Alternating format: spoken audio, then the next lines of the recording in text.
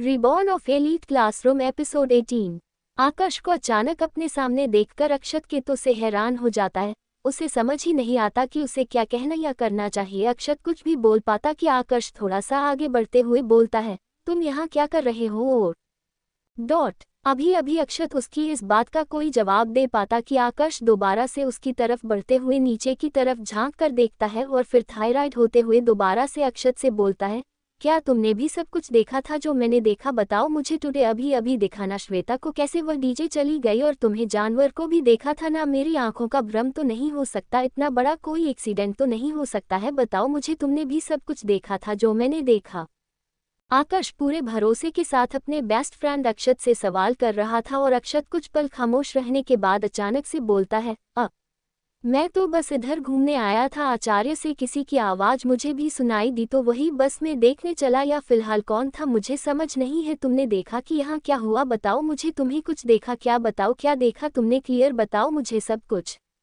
आकाश उसकी इस बात पर एकदम से हजार होकर पहले उसे देखा है और फिर थोड़ा सा सोते हुए दोबारा से नीचे की तरफ जाकर एक बार देखा है और फिर अक्षत की तरफ देखकर बोलता है, यह क्या हो रहा है? तुम्हें क्या बोल रहे हो? मेरे समझ नहीं आ रहा। क्या तुमसे सच में नहीं देखा? अरे यार श्वेता को किसी से मार दिया मैंने, अपनी आंखों से देखा। सोता बढ़ चुकी है यार, मेरी आंखों के साथ कुछ नहीं कर पाया। और तो तू इधर ही था, फिर तुझे क्यों नहीं पता है? सब कुछ पता होना चाहिए था तुझे।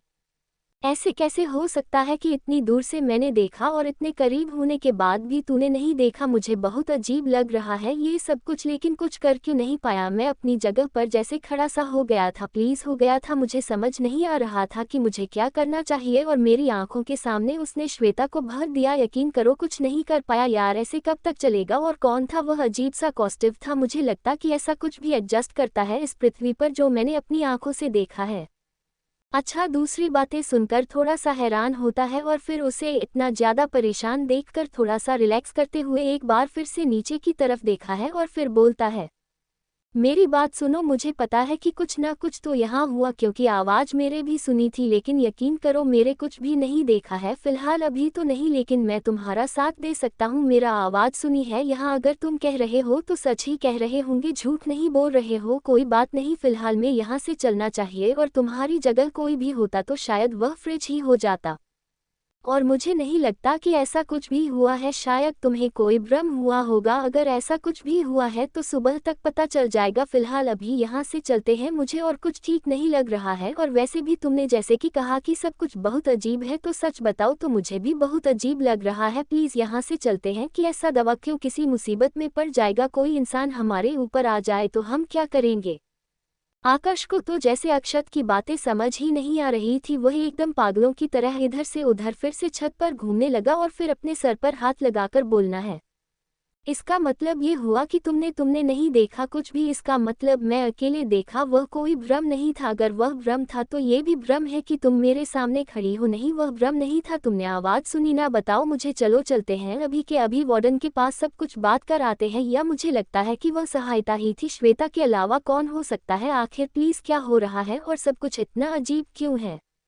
अक्षत अपने दोस्त को इतना ज्यादा परेशान देखकर थोड़ा सा परेशान होता है और फिर उसकी परेशानी को देखते हुए वह थोड़ा सा सोचकर बोलता है, अच्छा ठीक है, तुम्हें लग रहा है कि वह श्वेता थी ना, तो मैं तुम्हें बताता हूँ कि ऐसा कुछ भी नहीं है। रुको, मैं अभी श्वेता के पास कॉल करता हूँ। अगर उसने फ़ोन उठा लिया तो इसका मतलब वह सही सलामत है और ये तुम्हारा व्रत था, ठीक है ना? मेरे पास उसका नंबर है, तुम जानते हो ना मेरी अच्छी दोस्ती है उससे, जाहिर है मेरे पास उसका नंबर है। मैं कॉल करता हूँ उससे ताकि तुम थोड़ा सा रिलैक्स हो जाओ। प्लीज़ तुम पहले थोड़ा सा रिलैक्स हो जाओ, मैं कॉल कर रहा हूँ उसे।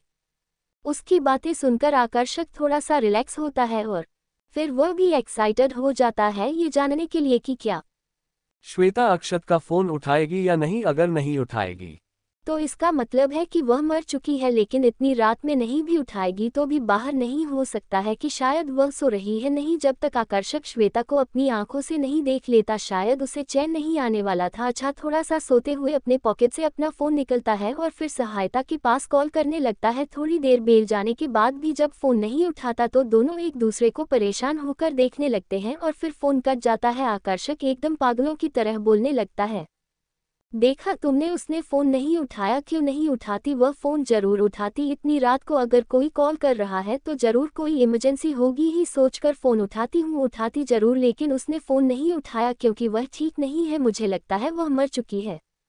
अभी आकाश परेशान हो ही रहा था कि इतने में उधर से कॉल बैक आ जाती है। अक्षत के फोन की आवाज़ सुनकर दोनों उसके फोन के स्क्रीन की तरफ देखने लगते हैं तो श्वेता की कॉल आ रही होती है। श्वेता की कॉल देखते ही दोनों एक दूसरे का चेहरा देखते हैं और फिर अक्षत तुरंत फोन उठाता है और होता है, हेलो हेलो श्वेता, तुम ठीक तो हो ना? बताओ कहाँ हो तुम अभी?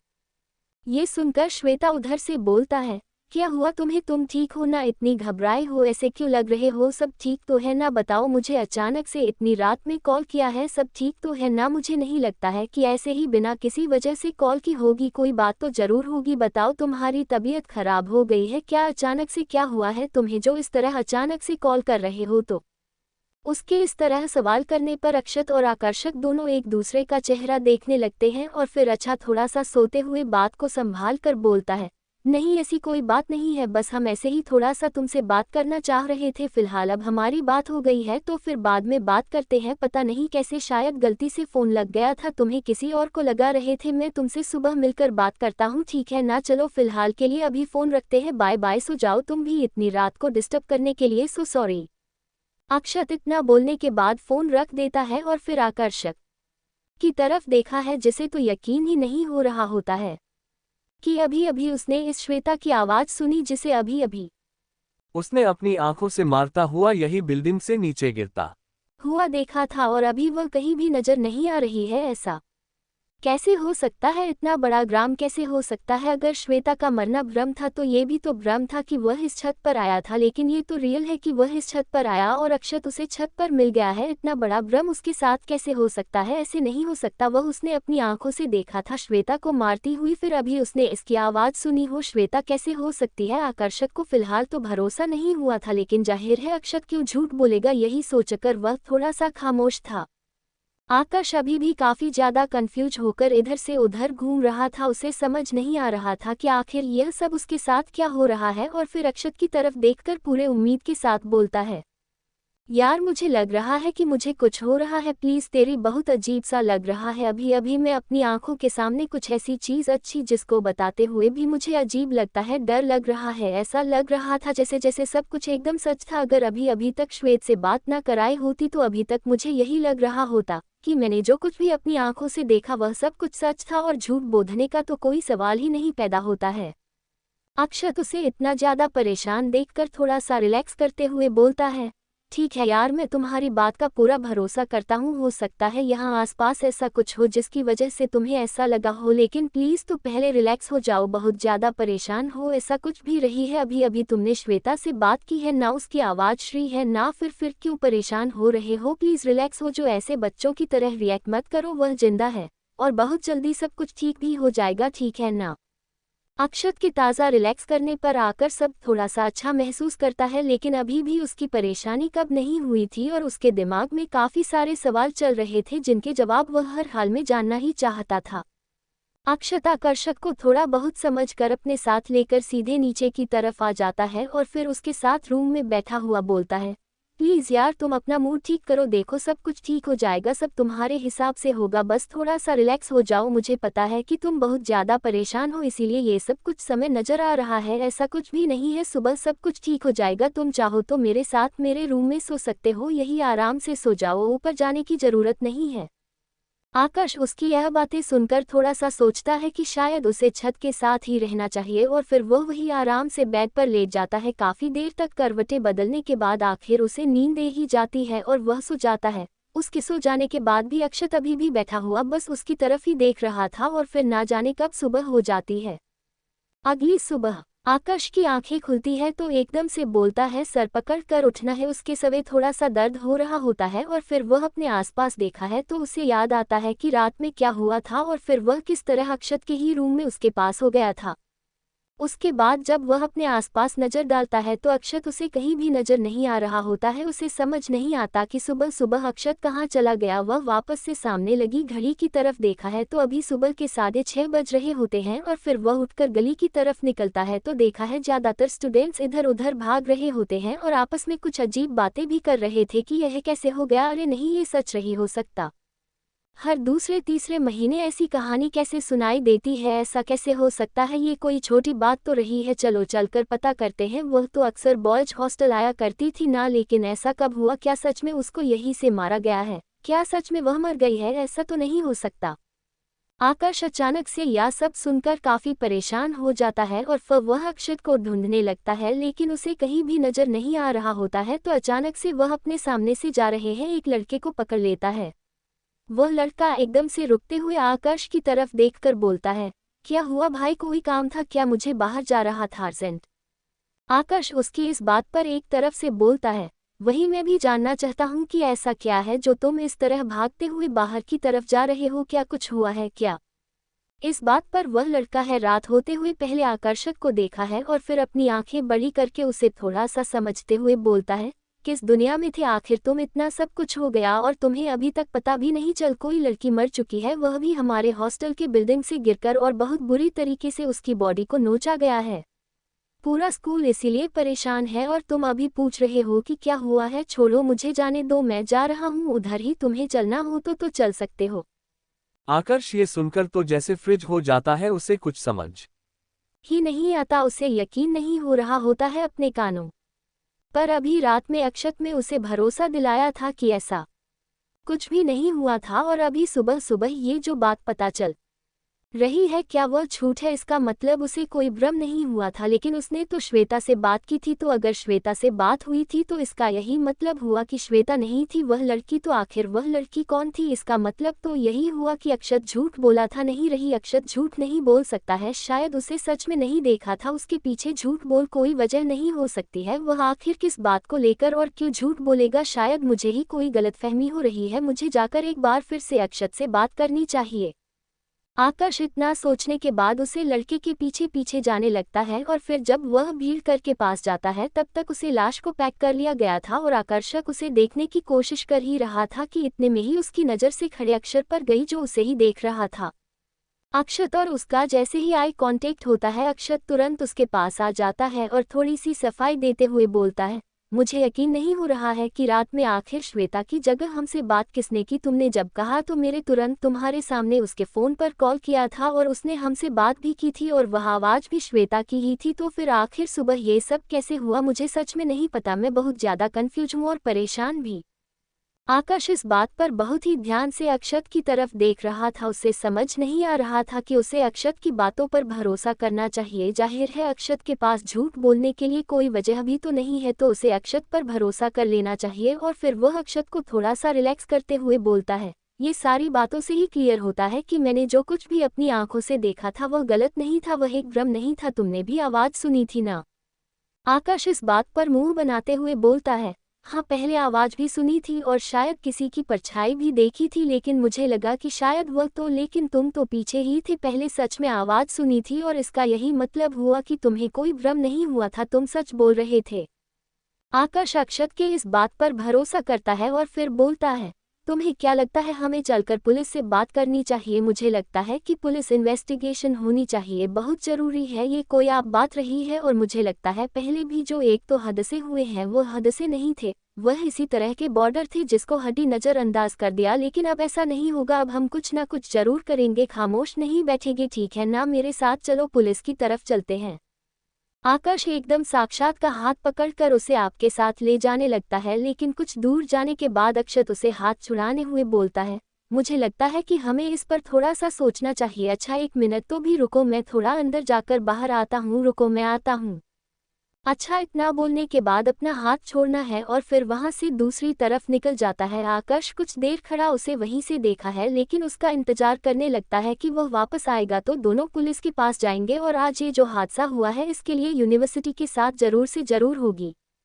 धीरे धीरे करीब आधे घंटे बीत चुके थे। आकर्षक कभी भी अपनी जगह पर खड़ा होकर अक्षत के आगे का इंतजार कर रहा था, लेकिन अक्षत अभी तक वापस नहीं आया था। आसपास के आते जाते लोग आपस में बातें कर रहे थे। आकर्ष से खड़ा होकर उनकी बातें सुन रहा था और शायद अक्षय का इंतजार भी कर रहा था। थोड़ी देर भी जाने के बाद भी जब अक्षत नहीं आया तो वह अंदर जाने की कोशिश करता है, लेकिन इतने में ही पुलिस उसे सामने से आई हुई नजर आती है। पुलिस को देखकर वह एकदम से रुक जाता है और पुलिस आसानी से गुजरती कि उसके पहले ही वह उसे रोकता है और फिर बोलता है, हेलो, मैं मिस्टर ओबरॉय का बेटा हूँ, आकर्ष नाम है मेरा। मैं आपसे इस केस की सिलसिले में कुछ बात करना चाहता हूँ। पुलिस इस बात पर आकर्ष को देखते हुए बोलती है, हाँ बोलो, मैं तुम्हारे फादर को अच्छी तरीके से जानता हूँ, बताओ मुझे। आकर्ष इस बात पर थोड़ा सा सोते हुए बोलता है, वह सब ठीक है, लेकिन मुझे लगता है कि यह कोई हादसा नहीं है बल्कि एक मर्डर है। आकर्ष के मुंह से यह बात सुनकर पुलिस एक दूसरे का चेहरा देखने लगती है और फिर और वैसे इंस्पेक्टर सामने आते हुए बोलते हैं, तुम्हें ताज़ा भी है तो क्या बोल रहे हो? आकर्ष इस बात पर एकदम कॉन्फिडेंट होकर बोलता है, हाँ मैं सच बोल रहा हूँ। मैं जिस वक्त यह हादसा हुआ शायद मैं उसे वक्त छत पर ही गया था। पहले उसे लड़की को छत से नीचे गिरते हुए देखा और उसे इंसान को भी रिश्ते उसे डीजे गिराया था। उसे समझ नहीं आ रहा है कि उसे इंसान कहो या रक्षा को देखने पर बहुत अजीब था। मुझे लगता है कि कोई इंसान ही था जिसे कोई अजीब सा कॉस्ट्यूम पर रखा था जिसकी वजह से उसे कोई पहचान ना पाए। मेरे अलावा मेरा एक दोस्त भी था जिसने आवाज़ सुनी थी श्वेता की और फिर अब पूरी छानबीन करने की कोशिश की, लेकिन उसे वक्त हमें कुछ भी पता नहीं चला था। हम दोनों काफी ज्यादा परेशान थे और काफी देर तक वही छत पर थे, लेकिन जवाब में कुछ भी पता नहीं चला। तो आप वापस अपने रूप में वापस आकर सो गए। सुबह होते ही यह सारी चीज इस तरह सामने आई कि यकीन हो गया कि जो कुछ आंखों से देखा था वह कोई भ्रम नहीं था बल्कि एक सच था, एक बहुत ही भयानक सच, और बहुत ही भयानक तरह से उसे लड़की को मारा गया था। यकीन करें, मैं अपनी आंखों से देखा है। ये कोई हादसा नहीं है बल्कि एक बॉर्डर है और इस पब्लिक को आप जितनी ज़्यादा बेहतर तरीके से हो सकता है इन्वेस्टिगेशन कीजिए। और मुझे लगता है कि उसे लड़की के घर वालों को भी बताया जाना चाहिए। इवेंट पूरा हॉस्टल को पता होना चाहिए कि यह कुछ ऐसा है और किसी के साथ भी कभी भी ऐसा हो सकता है। पुलिस उसकी बातें सुनकर काफी ज्यादा हैरान थी और एक दूसरे का चेहरा देख रही थी। किसी को यकीन नहीं हो रहा था। इंस्पेक्टर सामने आते हुए थोड़ा सा सोचते हैं और फिर बोलते हैं, देखो बेटा, तुम अभी छोटे हो और हमें कोई प्रूफ और चाहिए होगा तो अपने दोस्तों से कहूँगा। अगर वह भी गवाही देने के लिए तैयार हो जाता है तो हम इस केस पर जरूर इन्वेस्टिगेशन करेंगे। वैसे भी आप पर बहुत परेशान बन रहा है कि जितना ज़्यादा हो सकता है कि इतनी जल्दी इस केस को ख़त्म कर दे। लेकिन अगर सच में ऐसा कुछ है, इस लड़की ने खुद सुसाइड नहीं किया है और इसका मर्डर हुआ है, तो हम तुम्हारे साथ हैं। और यकीन करो, अगर यह सच है तो बहुत जल्दी वह सर हमारे गिरता भी होगा जिसने ये सब कुछ किया है। भले ही उसने ये सब कुछ बहुत ही शातिर तरीके से किया है। वह पूरी कोशिश कि आसपास 4 मिनट करने की, लेकिन किसी तरह की कोई भी सबूत नहीं मिल रहे हैं। इसका मतलब यह है कि जो कोई भी यह सब कुछ कर रहा है वह बहुत ही शादी है या फिर बहुत ही ज़्यादा एक्सपीरियंस है, बहुत पहले से ये सब कुछ कर रहा है। इसी वजह से इतनी सफाई से अपना काम करके निकल जा रहा है। फिलहाल आप अपने दोस्तों से बात करो और उससे कहिए कि आकर थोड़ा बहुत भी भैया दे देगा तो हमारे लिए काफ़ी होगा, और आप अपनी इन्वेस्टिगेशन जारी रखेंगे तब तक जब तक हम असली का आतंक तक पहुँच नहीं जाते हैं। आकाश पुलिस की बात सुनकर तुरंत अपने पॉकेट से फ़ोन निकलता है और अक्षत को फ़ोन लगने लगता है, लेकिन उसका फ़ोन बताता है तो पुलिस की तरफ देखकर बोलता है, आप लोग यहीं खड़े रहिए, मैं अभी आता हूँ। इतना बोलकर वह सीधे अंदर की तरफ चला जाता है। उसके जाने के बाद पुलिस वाले आपस में बात करने लगते हैं और वैसे एक हवलदार बोलता है, सर हमने तिवारी की से जाँच की है, मुझे नहीं लगता यह मर्डर है। आपको क्या लगता है, इस बच्चे की बात पर भरोसा किया जाना चाहिए?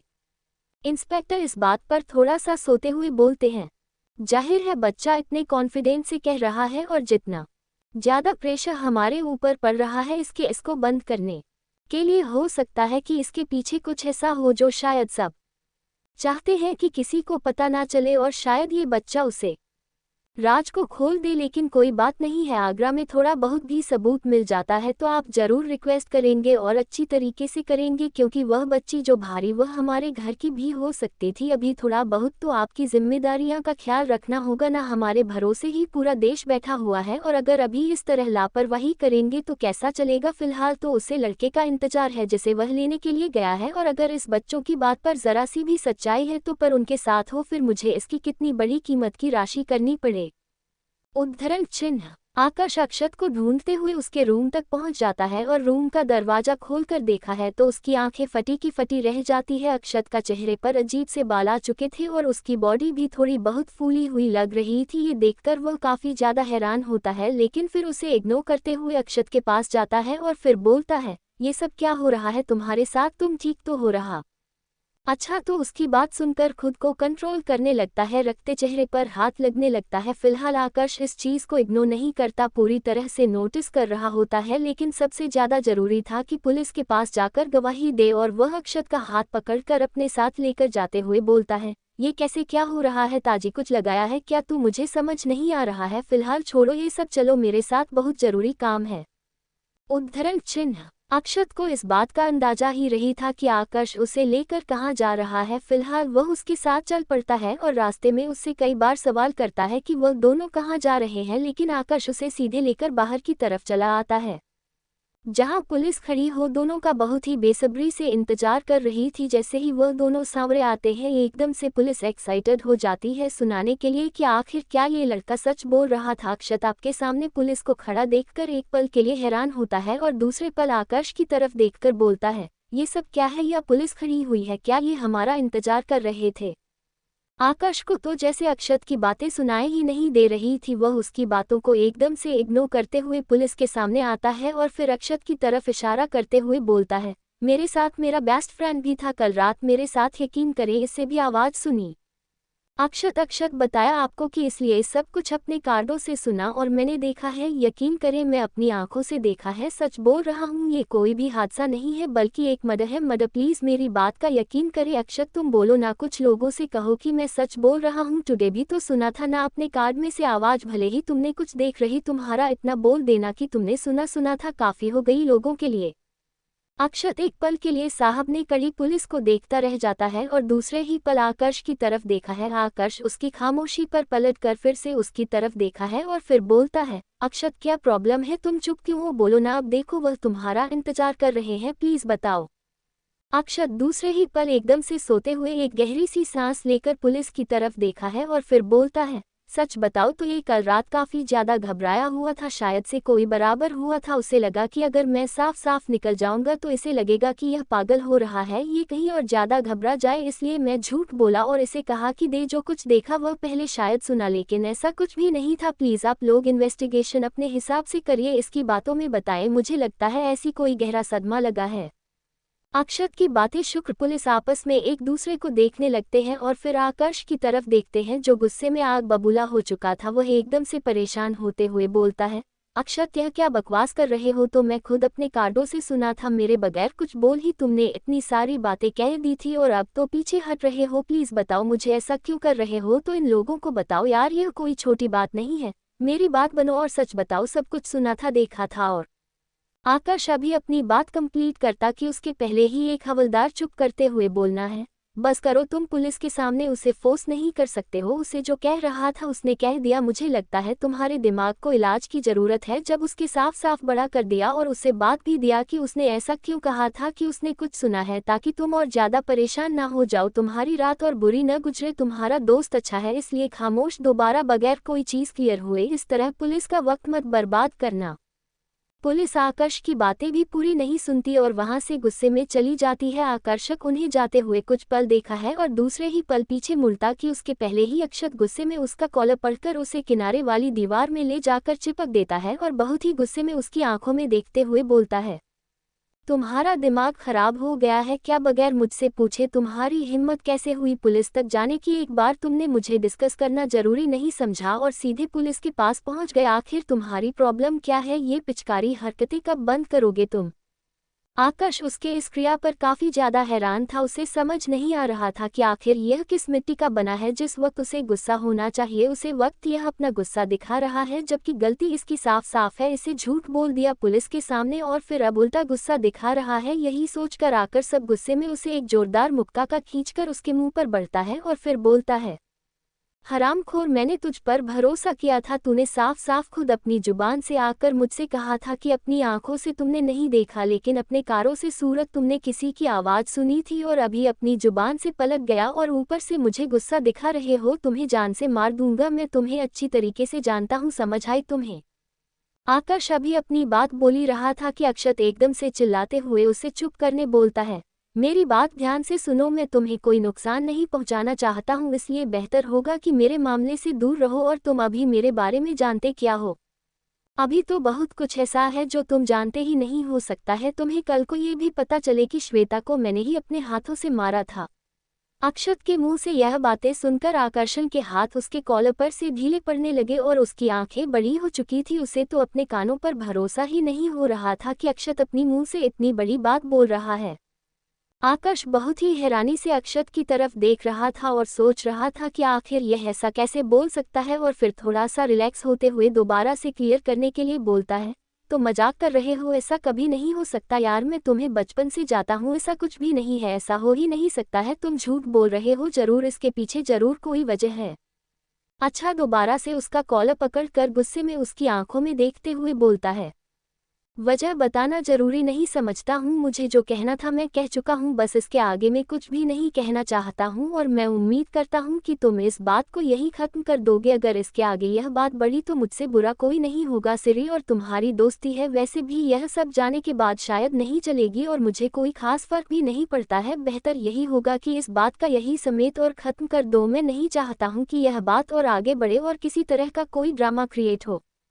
अक्षत अपनी बात कहने के बाद कुछ पल आकर्षक की आंखों में देखा है और फिर वहां से जाने की कोशिश करता है, लेकिन उतने में ही आकर्ष दोबारा से उसका कॉलर पकड़ लेता है और फिर से जोरदार मुक्का मारते हुए बोलता है, अभी तेरी इतनी औकात नहीं है कि तू मुझे धमकी दे, और रही बात इस दोस्ती की तो ठीक है, खत्म करते हैं इसको। वैसे भी तुम जैसे इंसान से दोस्ती रखने से रहता है कि अकेले रहो, और तुम आखिर समझते कभी खुद को? मुझे यकीन नहीं हो रहा है, लेकिन कोई बात नहीं, व्यक्ति भी बेवकूफ़ नहीं हूँ की तरह सब कुछ जाने के बाद भी चुप रहूंगा। फिलहाल जो भी हुआ उसके बाद आज के बाद कभी भी मुझसे बात करने की कोशिश करेगा तो तुझे जान से मार दूंगा, याद रखना।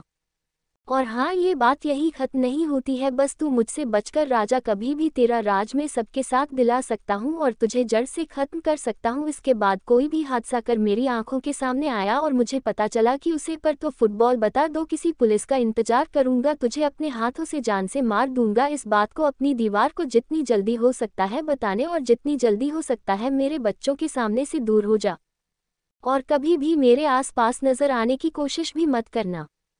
तुझे अंदाजा पीते यह मेरे अंदर क्या चल रहा है मेरे ऊपर? वह जरूर सवाल है कि मैं किसी को भी मार सकता हूँ? मेरा दिमाग खराब हो चुका है। मेरे अपनी आंखों से देखा और उसके बाद से संसार पर सबसे ज्यादा भरोसा किया उसे, पर मुझे बेवकूफ़ बना दिया और मेरी जिंदगी में ऐसी से बुरा किया ही हो सकता है। क्या कोई बात नहीं, तुमने मुझे सबक दिया है कि किसी के ऊपर आप बंद करके भरोसा नहीं करना चाहिए। इस बात के लिए मैं तुम्हारा एहसान मत जरूर रहूंगा और इस एहसान के बदले में तुम्हारा ये रात छुपाऊंगा, लेकिन सिर्फ यही तक सीमित रहेगा, तो वरना मुझसे बुरा कोई नहीं होगा, ये बात तुम अच्छी तरीके से जानते हो।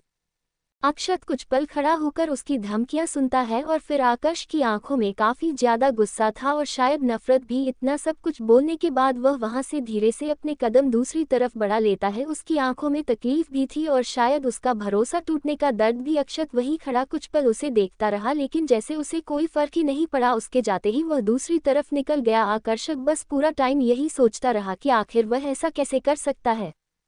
कोई इतने दिनों से उसकी आंखों के सामने घूम रहा था, उसने उसे पहचान ही नहीं किया। सच में अभी तो उसने सोचा ही था कि फिर से अचानक उसे याद आने लगा कि अक्षत की बॉडी पर कुछ अजीब सा हो रहा था। कहीं ऐसा तो रही कि उसने जो फिल्मों में सुना है या कहानियों में सुना है, ऐसा कुछ है? नहीं रही, रक्षा नहीं हो सकता, कोई ऐसा नहीं है। अरे नहीं, मैं भी क्या सोच रहा हूँ, लेकिन इस बात को इग्नोर नहीं किया जा सकता है कि इतने बड़े कांड में उसका हाथ था।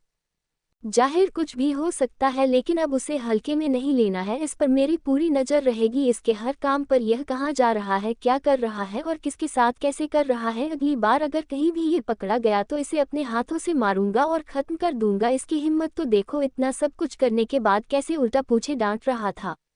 मुझे तो यकीन नहीं हो रहा है कि मेरा अक्षत ऐसा हो सकता है। मुझे समझ नहीं आ रहा है कि यह सब क्या हो रहा है। बैक आकाश की बातें सुनकर अर्नव एकदम हैरान था। उसे समझ नहीं आ रहा था कि यह सारी बातें बताकर आखिर आकाश साबित किया करना चाहता है। इससे क्या साबित होता है? क्या वह ये कहना चाह रहा है कि अविका की जो हालात है उसका जिम्मेदार अक्षत है? अर्नव काफी ज्यादा हैरान होकर आकर्षक की तरफ अभी भी देख रहा था। उसे ऐसा लग रहा था जैसे उसके आधी बात कर आधी बात पर ही पूरी बात खत्म कर दी थी। और आकर्षक इतना बताने के बाद अर्नव की तरफ देखा है और फिर बोलता है, मुझे नहीं लगता कि तुम इतनी ज्यादा रहो कि अभी भी तुम्हें समझ नहीं आया है। पहले जो कुछ भी कहा उसे पर थोड़ा गौर करना और सोच रहा है कि मैं अक्षत से क्यों दूर रख रहा हूँ उसे और इसके पीछे क्या वजह हो सकती है। यह मैं तुम्हें बाद में समझा दूंगा। फिलहाल तो मेरे इस बात को इतना सीरियस नहीं लिया था, लेकिन बीच में मेरे इस पर काफ़ी रिसर्च किया है, जिसकी वजह से मुझे पता है कि इस चीज़ को कैसे हैंडल करना है।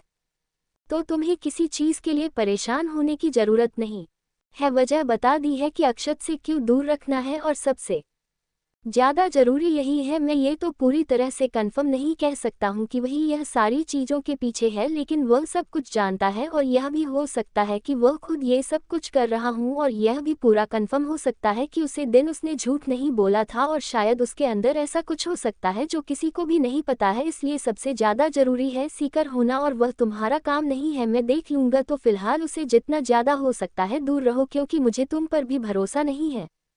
अब निकलो यहाँ से जितना ज़्यादा। और जो कुछ भी मुझे बताना था मैं बता चुका हूँ। इसके आगे मैं कुछ भी कहना है सुना नहीं चाहता हूँ। फिलहाल मैं भी बहुत बिजी हूँ। बस ये समझ लो कि इस काम में लगाओ तो इसलिए बेहतर होगा कि तो थोड़ा उससे दूरी बनाकर रखो ताकि मेरा काम आसान हो जाए। आकर्ष की आंखों में अविका को लेकर साफ साफ दिख रहा था कि वह कितना ज्यादा परेशान है उसे लेकर। फिलहाल अर्नव उसके रूप से बाहर निकल जाता है और फिर थोड़ा सोच विचार करते हुए आगे की तरफ चल पड़ता है। उसके दिमाग पर अभी भी हजारों सवाल थे जिसके जवाब को जानना चाह रहा था, लेकिन फिलहाल इस तरीके से जाता था आकर्षक उसे बिल्कुल भी पसंद नहीं करता है और उसे कुछ भी दिया आसानी से नहीं बताया। उसे बहुत फोर्स करने पर थोड़ी बहुत कहानी बताई थी, जिससे ये साफ जाहिर हो गया था कि उसके और अक्षत के बीच झगड़ा क्यों हुआ था और वह दोनों दूसरे के दुश्मन क्यों भर गया है। फिलहाल तो सारी गलती अक्षत की ही नजर आ रही थी, लेकिन शायद सब कुछ वैसा थारे जैसा नजर आ रहा था। अक्षत तो इतना बुरा नहीं है, उसे कभी किसी का बुरा नहीं चाहा। फिर कुछ समझ नहीं आ रहा उसकी बातों का भरोसा किया जाए या नहीं। मेरा तो दिमाग अपने आप खराब हो रहा है। फिलहाल जो कुछ भी है अभी आकर्षक की बात मान लीजिए, वही भारी है। अभिका को अक्षत से थोड़ा सा दूर रखना ही ठीक होगा। फिलहाल मुझे अक्षत के आसपास रहकर थोड़ा सा उसे नोटिस करना होगा। 2 दिन बाद आकाश अब अक्षत से सामना करने के लिए हर तरह से तैयार था। उससे काफी कुछ जान लिया था।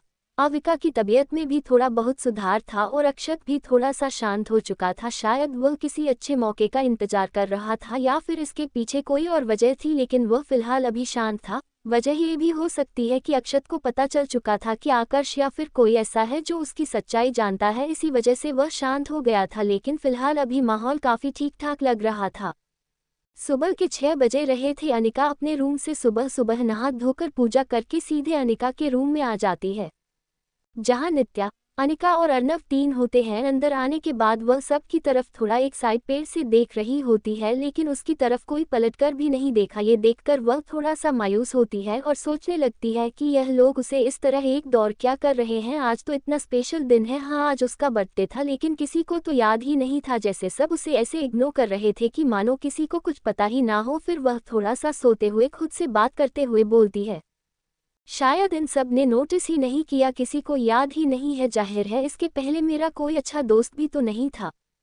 वैसे भी हर साल मुझे कोई विश नहीं करता था। जब तक किसी को मैं खुद अपने मुंह से ना बता दूं तो आप में इतना एक्सपेक्टेशन क्यों लेकर बैठी हूं। छोड़ो, जाने दो, इन लोगों को याद नहीं है तो याद कराना भी सही नहीं है, और वैसे भी इतनी कोई बड़ी बात नहीं है, बर्थडे ही तो है, हर साल आता है। पता नहीं क्यों मुझे बुरा लग रहा है, ऐसा लग रहा है जैसे मुझे आदत हो आपका बर्थडे सेलिब्रेट करने की, जबकि ऐसा कुछ है ही नहीं। मेरे घर पर भी कोई इतना सीरियस नहीं लेता था मेरे बर्थडे को, और मैं यही बेवकूफ़ों की तरह एक्सपेक्टेशन लेकर बैठी थी कि मेरे दोस्त शायद मेरे लिए कुछ करेंगे, और इनको तो मेरा बर्थडे याद तक नहीं है। फिलहाल मैं तो खामोशी रहने वाली हूँ, मैं किसी से कुछ नहीं कहूँगी।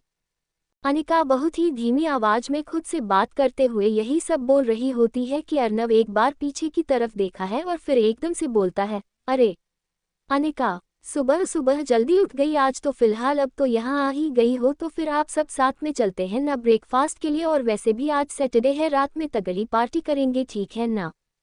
अनिका इस बात पर थोड़ा सा मुंह बनाते हुए अपने मन में बोलती है, सैटरडे पार्टी याद है, मेरा बर्थडे, उसका क्या, वह तो किसी को नहीं याद है। अरे यार क्या हो रहा है, मुझे ठीक है रही याद है तो क्या फ़र्क पड़ता है, वैसे भी कौन सा मैं हर बार सेलिब्रेट करती हूँ, मेरा भी दिमाग ख़राब हो चुका है। खैर छोड़ो, लोगों को पता नहीं चलना चाहिए, मैं बताऊंगी भी नहीं, शायद जब कल पता चले तो अगली बार से रिग्रेट की वजह से भूलेंगे नहीं, लेकिन आज तो नहीं बताऊंगी लोगों को कुछ भी। अनिका थोड़ी देर उन लोगों के साथ बैठ जाती है और फिर वो सब साथ में ही ब्रेकफास्ट के लिए निकल जाते हैं। अर्नव अविका के साथ चलते हुए उसके सर पर थोड़ा सा हाथ लगाकर देखता है और फिर बोलता है, बताओ मुझे कैसा फील कर रही हो तुम, आप तुम एकदम बढ़िया फील कर रही हो ना, तुम्हारे निशान भी काफ़ी हद तक ठीक हो चुके हैं तुम, बस मैं तुम्हें जो कहा है वह ध्यान रखना है, किसी से बेवजह बात नहीं कर रहा, ठीक है ना। अनिका अर्नव की इस बात पर थोड़ा सा इरिटेट होते हुए बोलती है, क्या हो गया है तुम्हें, एक ही बात कितनी बार बताओगे मुझे, मैं पागल हो जाऊंगी। अब एक और बार नहीं कह देना भाई, कोई छोटी सी बच्ची रही हूँ कि मैं यह नहीं समझ सकती हूँ कि किसके साथ बजे किस तरह से पेश आना है, चुप करो, समझ आए, फिलहाल कंसंट्रेशन तुम्हारा कहाँ होना चाहिए तुम्हें पता है ना। अनिका की तरफ इशारा करके एकदम से उसे डांटे हुए अविका बोलती है। अर्नव पीछे पलट कर तो नहीं देखा, लेकिन उसकी इस बात पर मुस्कुरा देता है और फिर वह सब आगे बढ़ जाती है। अभी थोड़ा सा आगे वह आई ही थी कि एकदम से कोई पीछे से अर्नव का नाम लेकर आवाज लगता है। अर्नव अपना नाम सुनकर एकदम से पीछे पलट कर देखता है और साथ में वह तीनों भी पीछे देखते हैं तो बाबा एकदम से उसकी तरफ चली आ रही होती है, जिसे देखकर अनिका का तो खून ही जल जाता है। उसे समझ नहीं आता कि वह ऐसा क्या करे कि महिमा अर्नव के पास न जाए। इसके पहले बाबा अर्नव के पास पहुंचती अनिका एकदम से बीच में आकर खड़ी हो जाती है और फिर बाबा की तरफ देखकर एक स्माइल के साथ बोलता है, सब कुछ ठीक है क्या, तुमने इस तरह आवाज लगाकर उसे बुलाया तो जरूर कोई काम होगा। महिमा उसके इस तरह बीच में आ जाने पर पहले एक थोड़ा सा गुस्सा होती है, लेकिन फिर अपने गुस्से को कंट्रोल करते हुए बोलती है, वैसे तुमने अच्छे से सुना कि मैं किसी आवाज़ लगाई थी, तो क्या मैं जान सकती हूँ कि तो बीच में क्यों आ रही हो, मुझे उससे बात करनी है क्या, प्लीज़ तो मुझे उससे बात करने दोगी, थोड़ी देर के लिए बीच से हटोगी। अर्नव महिमा के बुलाने के बाद उसका पूरा ध्यान महिमा के ऊपर था कि उसने क्यों बुलाया है, लेकिन अनिका की हरकतें देखने के बाद अब उससे काफ़ी ज़्यादा मज़ा आ रहा था और वह अपनी स्माइल को कंट्रोल करते हुए अनिका की जलन कुछ थोड़ा सा और बढ़ते हुए खुद ही आगे बढ़ जाता है और महिमा की तरफ बढ़कर बोलता है, हाँ बिल्कुल, बताओ क्या बात है, मैं तुमसे बात करने के लिए खड़ा हूँ, बताओ सब ठीक है ना, कोई काम था तुम्हें मुझसे। महिमा उसकी यह बात सुनकर एकदम से उसके तरफ पड़ती है और फिर थोड़ा सा सोचते हुए बोलती है, वो तुम मिस्टर कुकरेजा को जानते हो। उसकी इस बात पर अर्नव थोड़ा सा अपने दिमाग पर जोर देते हुए बोलता है, मिस्टर कुकरेजा क्या, वही जिसकी मार्बल्स की फैक्ट्री है, मतलब वह मेरे फादर के बिजनेस पार्टनर रह चुके हैं। तू जाहिर है मैं उनसे कई बार मिला हूँ, क्यों तुम क्यों पूछ रही हो उनका। महिमा इस बात पर थोड़ा सा सोते हुए बोलती है, नहीं मैं नहीं पूछ रही हूँ, दरअसल वह उनकी बेटी है ना सांची, वह मेरे मामा जी है। तू सच्ची मेरी बहन है, कजन है मेरी। उसने तुम्हारा जिक्र किया था और वह कह रही थी कि तुम दोनों काफ़ी अच्छे दोस्त थे, फिर अचानक से तुम कहीं चले गए तो मैंने उसे बताया कि तुम हमारे स्कूल में हो, उससे तुम्हारी पिक भी भेजी थी तो मैं तुम्हें पहचान लिया, तो मैंने सोचा तुम्हें बता दूं, उससे कहा कि मैं तुमसे पूछ लो कि क्या तू उसे अपना नंबर दोगी, वह तुम्हें मिस कर रही थी, वह शायद तुमसे बात करना चाह रही थी, यह हो सकता है कि इस वीकेंड वह मुझसे मिलने आए तो तुमसे भी मुलाकात हो जाए उसकी। अर्नव सांची का नाम सुनकर एकदम से खुश हो जाता है। पीछे खड़ी थी लड़कियां एक दूसरे का चेहरा देख रही होती है और फिर वह थोड़ा सा एक्साइट होते हुए बोलना है, अरे हाँ वह तो बहुत प्यारी है, बिल्कुल छोटी सी डॉल जैसी दिखती है, मेरी छोटी बहन जैसी है, बिल्कुल तुम्हें उसे मेरा फ़ोन नंबर दे देना चाहिए था। बाइबल इस बात पर थोड़ा सा अफसोस के साथ बोलता है, हाँ, लेकिन तुम्हें पता है मेरे पास तुम्हारा फ़ोन नंबर नहीं था ना, इस वजह से मैं उसे दे नहीं पाई। वह तो मैं बहुत ज़्यादा मिस कर रही थी। अगर तुम्हें कोई प्रॉब्लम ना हो तो क्या तुम उसे अपना फ़ोन नंबर दे दोगे? अर्नव इतना बोलते ही तुरंत बोलता है, हाँ बिल्कुल, लिखो तो मेरा फ़ोन नंबर सेंड करो उसे या फिर उसका मुझे दे दो। महिमा इस बात पर तुरंत बना करते हुए बोलती है, नहीं नहीं तो मुझे दे दो, मैं उसे दे दूंगी, ठीक है ना। अर्नव अब इस बात पर क्या ही बोल सकता था, लेकिन फिलहाल वह अपना नंबर महिमा को दे देता है। इधर अनिका अपने दोनों दोस्तों की तरफ देखकर बहुत ही धीमी आवाज में बोलती है, देखो कैसे बात करने के बहाली ढूंढ रही है, और चाहता तो यह उसका नंबर ले सकता था, अपना नंबर महिमा को देने की क्या जरूरत थी? क्या इसे समझ नहीं आ रहा है कि महिमा इसका नंबर लेने के लिए बहाने बना रही है, कैसे नाटक कर रही है? इतना भी मासूम नहीं है ये, लेकिन इसे तो मजा ही आता है, लड़कियां इसे फॉलो करें और इसके पीछे पड़ी रहे, इसका तो स्टेटस है, होता है ना ऐसे।